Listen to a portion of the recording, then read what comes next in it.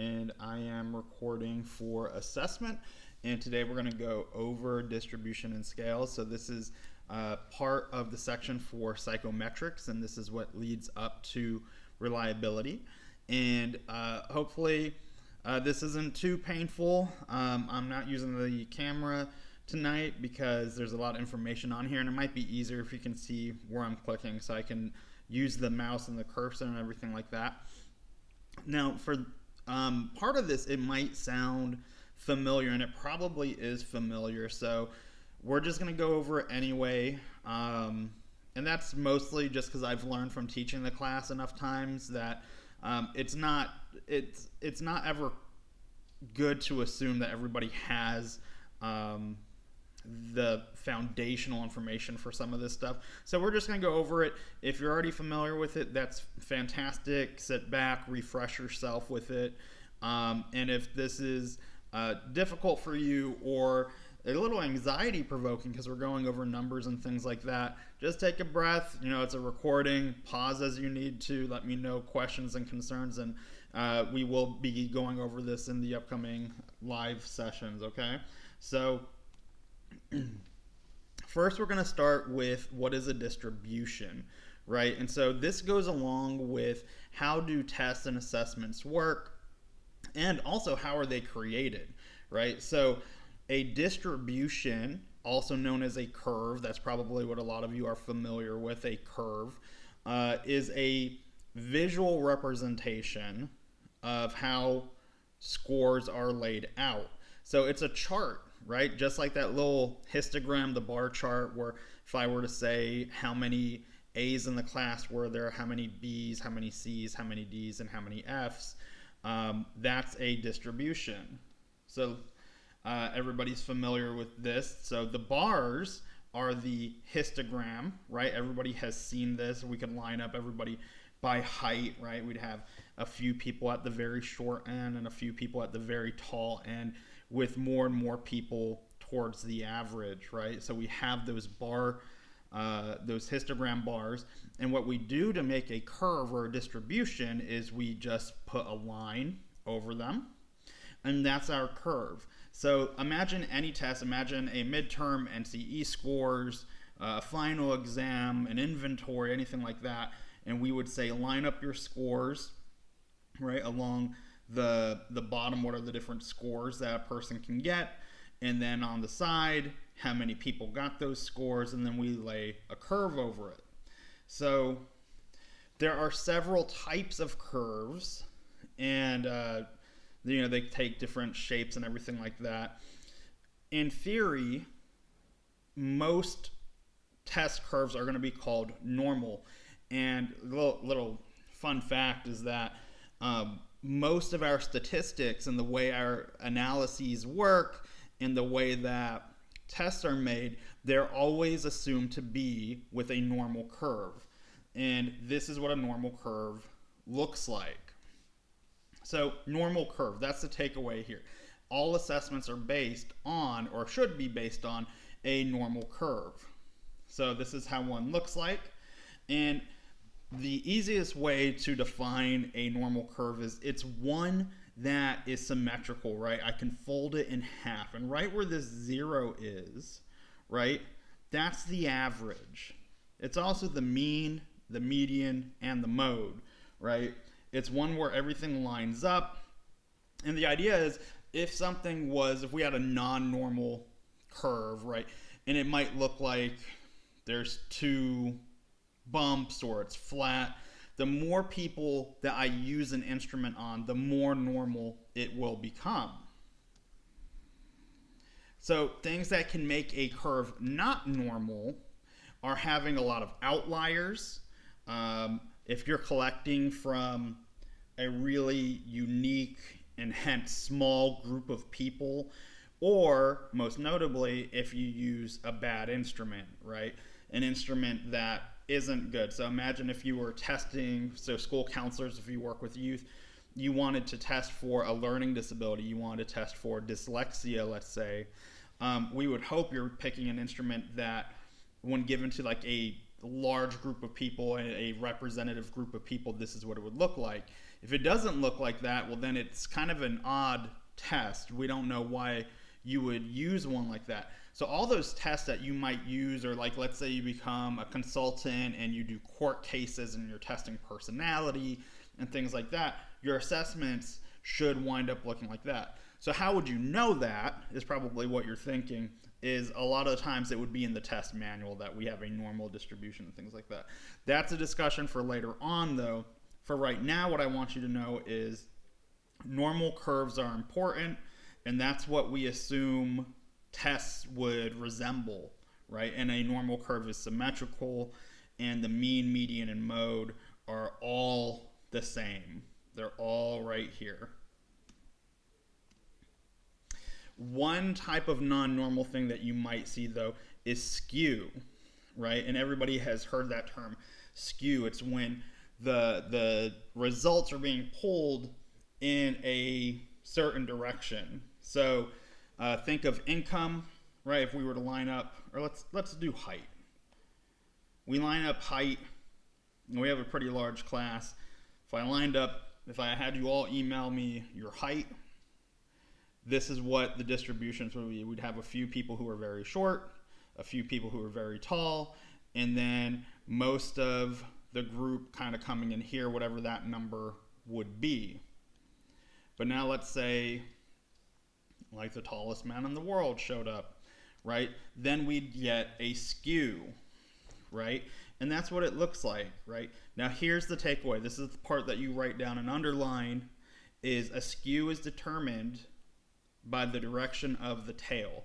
The skew, whether it's negative or positive, is based on the skinny part of the tail, right? Whichever direction is being pulled in, see how this one is being pulled in this direction? That makes it positive. This one, it goes to the left, it's negative, right? So in the middle, no skew, it's symmetrical. Here it's being skewed. So this positive skew, let's look at it. And let's say that we lined up, we went over income, right? How much we all get paid. And let's say that we line it up. This is kind of what it looks like. We're all generally in the same ballpark. But then like Tony Stark from the Avengers comes in, and he's going to pull it over here because there's one person way off the chart that's pulling the tail, right? So skew is one type we would look for.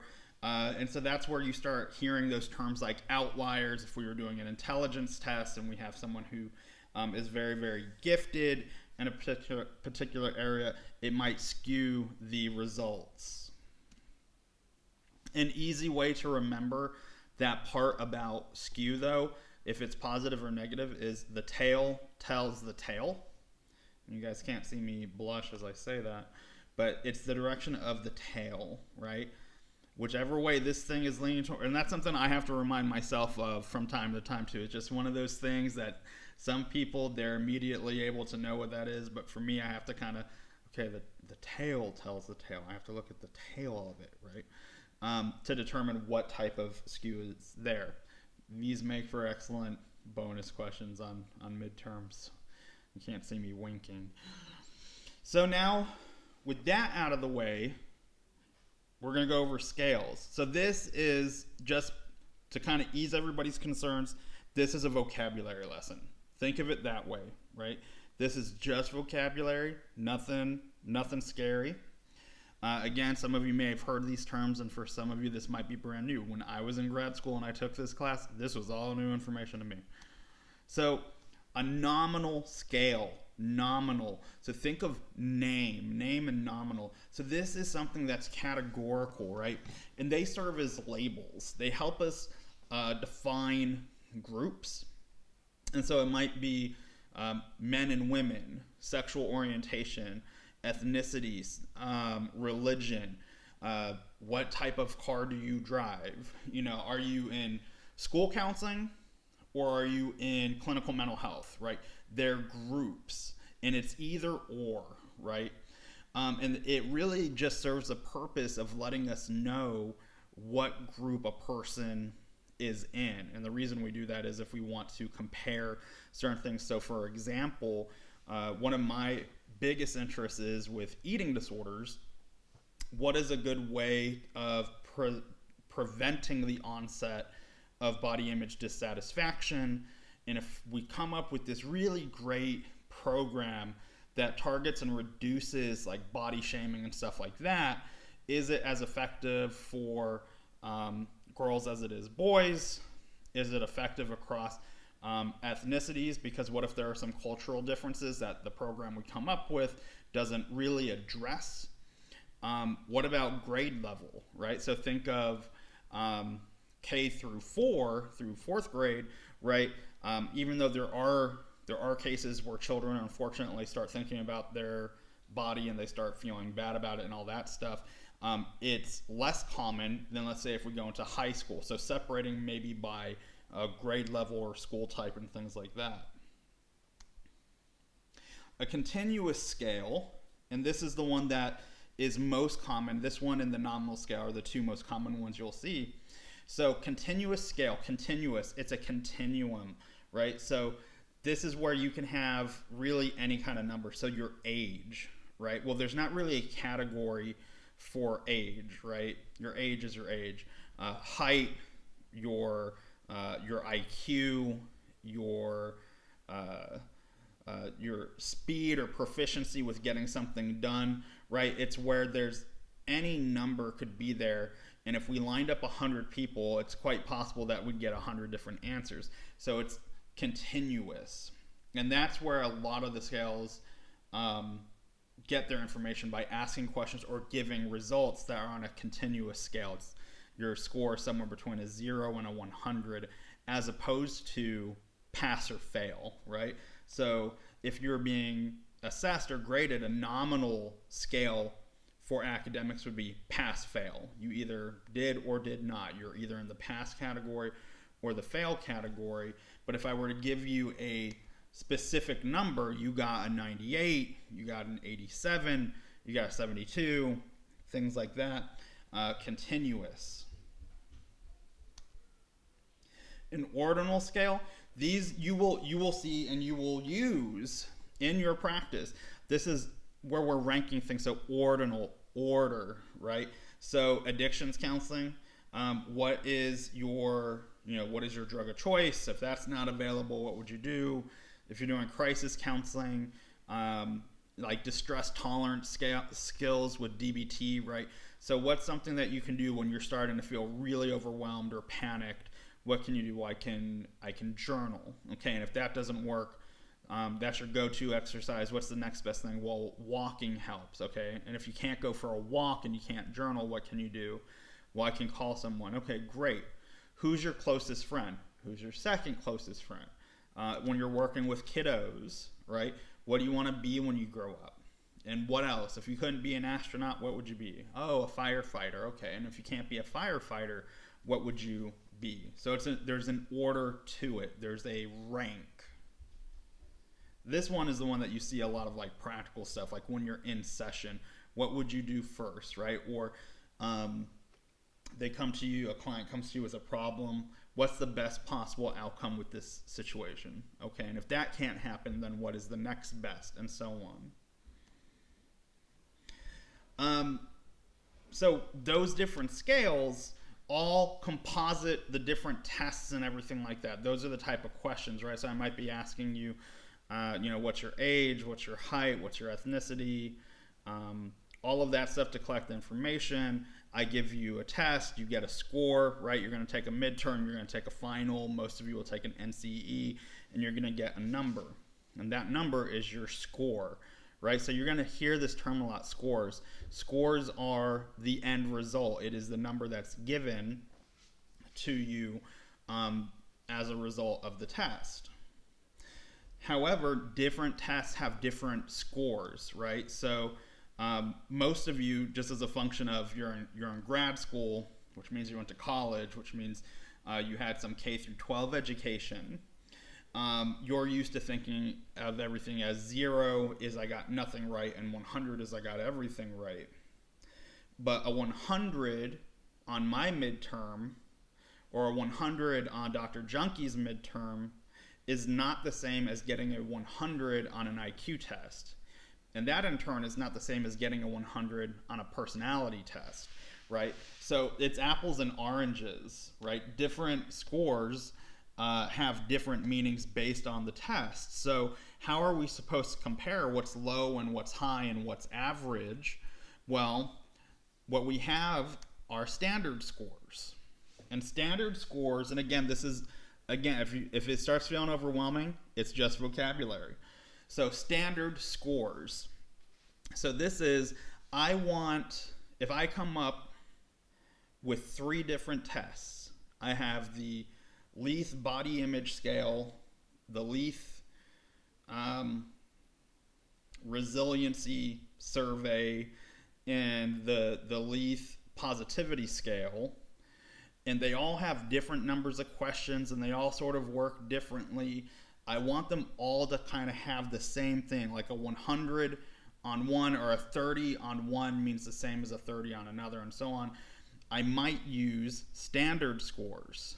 And a standard score is just like what it sounds. A standard score is one that comes with kind of a prepackaged mean and a prepackaged standard deviation. And so these are the 3 that we're going to go over. These are the 3 most common, and these are the ones that we're going to cover in the class. Z-scores, T-scores, and IQ scores. And if this is sounding a little heady, let's just give it a second and see where it takes us. So anytime you hear the term standard score, or you hear Z-score, T-score, IQ score, it means that there's a standard set average, right? So for example, y'all will take a midterm in my class, and there's going to come an average, right? I'm going to add up all of the scores and then divide by 40, and that gives me the average. But that average is going to be different than the last time I taught this class, and that average would be different from the next time I will teach this class. But with a standard score, anytime you hear it, the average is always the same, right? So if someone says, my test is based on Z-scores, it always has an average of 0. My test is based on T-scores, it always has an average of 50. There's fixed information in there. And there's fixed information about a standard deviation. And so this is, again, a lot of memory. So let's kind of back up just a little bit. The first score that you get on a test is called your raw score, right? It's kind of the unadulterated number that you get, right? It's just that score. It's unmanipulated. Doesn't help us a whole lot. But a standard score puts it in perspective, right? We want it to go from apples and oranges to apples and apples, right? So here's an example. Simon got a 20 on the conformity to masculine norms scale. That's a scale that measures how traditionally masculine someone is. They got a 20. Well, is a 20 low or high? We don't know. Is it average? We don't know. Michelle got a 43 on the body image distress scale. Is 43 high or low? It doesn't mean anything. So here's a real world example. I was supervising an intern a few years ago who really got into doing attachment work. And she wanted to use this attachment scale. And she gave it to her client. And she brought it back to my office. And we went over the scores. And he got, I'm going to make up a number here. It was something odd like a 34. He got 30, let's say. He got 30. And so the next step is, what does 30 mean? We don't know. We don't even know what the high end of this survey is, what the low end is, but we figure it out. He got a 30. Well, our first question is that above average or below average? Well, it said the average was 35, so he was a little bit underneath it. Now, sometimes that difference doesn't mean a whole lot. Sort of like if you got a 98 on a test and your friend got a 97 on the test. There is a 1 point difference. Does that 1 point really make a difference? Probably not. However, that's not always the case. There are some instruments where a single point or a couple points is a world of difference, and this was that type of test, right? So he got a 30, the average is 35, so he is below average. But what does that really mean? It's just 5 points. Well, we dig a little bit deeper. You look at the test manual and everything like that, and it says there's a standard deviation, right? And standard deviations are just little landmarks, right? Every time someone moves up or down a standard deviation, it's a big deal, right? So the standard deviation is 2.5, right? So you got a 30. So he's 2 standard deviations below. To put it in perspective, it's like if I were to say, where do you live compared to the campus? And you said, well, I live away from it. Well, that doesn't help me. If you said I live 25 miles from it, now we're cooking. Now I have an idea of what that means. So 2 standard deviations, that's a big deal. It tells me that he's very cold, he's very distant, has a very hard time making relationships. So that's why this is important, right? We want to understand. Now, if they had used the standard scores, we would know a lot of what this means. The standard scores just serve as a way for you to understand a little bit better. So again, we're going to go over it. We're going to go slow with it. So z-scores, very basic, give a ballpark picture. Anytime, and this is a part that you put a little star by in your notebook, this is what you remember, z-scores always have a mean of 0, right? So anytime anybody says, what's the average for z-scores, it's always 0. Anytime someone says, I made a brand new test and I'm using z-scores, you automatically know the average is 0. That's just what it is. If anybody's particularly interested in like the stats behind it, I'm happy to forward you some stuff. Standard deviation, it's always a 1, right? And again, standard deviation tells us how far away from the mean a person is, right? It always tells us how far away. So if someone said, for example, I scored on average on this test that uses z-scores, my average would be, or my score would be what? 0. If I told you, yeah, I scored 1 standard deviation above the mean on this test, what would my score be? It would be 1. If it was 2 standard deviations above the mean, it'd be 2. If it was 1 below, it would be -1. Now imagine that. Imagine telling a client that they got a negative score on a test, right? They'd freak out. So here's our distribution with z-scores, right? Normal distribution, just look at this pink line right now. It's that normal distribution. What's the average? It's 0, right? 1 standard deviation, so I say, what is 1 standard deviation above the mean? It's 1.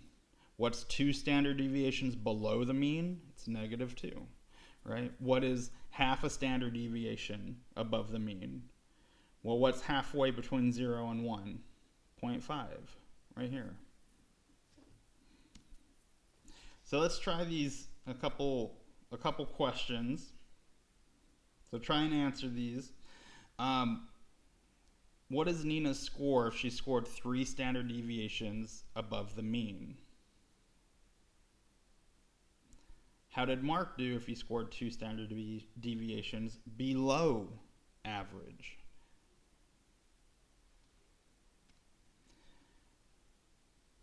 Nina would have scored a 3, right? So the average is 0, and she scored 3 standard deviations above that.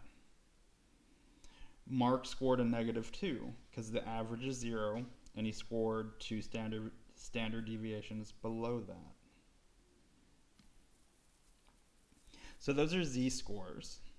They help because they're standardized. Anytime you hear the term z-score, you automatically know what is being talked about. But they're not perfect. They're not super precise. You got to do all this decimal work. And it's difficult to explain to clients, you know, you got a -0.8 8 on a test, right? Clients and parents and things like that. So we have T-scores, much more precise, and lets us better explain this. So anytime you hear T-score, so this is the memory part, T-scores, automatically, there's an average of 50 and a standard deviation of 10. So I know there's a lot of information on this slide. Meet me at the middle right here. A z-score, this middle line, these are z-scores. There's a 0. A z-score of 0 is a t-score of what? 50, right? They line up. It's just like when you convert things from a US measuring system to a metric system. I found out earlier today, 96 grams of like a dry ingredient is 1 cup, right? However many type of insert currency is that many of US dollars, right? So it's all just explaining the same thing, which is where is this person's score on the distribution? The way I like to think of it is the distribution is a map. The average is always an anchor point, right? Because we're always saying, was that above average or below average, right? And we know the average is, for our sake, for what we're doing and what you would most likely do in clinical work, is always going to be at the middle, right? So that's one assumption we can always safely make. The average is at the middle. And I want to know where my test score is on this map of a distribution. And to figure that out, I use the standard deviations. I want to know, compared to others, how I did. So, how many standard deviations away, above or below, that average am I? So whether you put it in z-scores or t-scores, it's always the same location on the distribution. So if I have a z-score of 0, what would my t-score be? If I have a t-score of 65, what would my z-score be? Remember, we're just converting back and forth.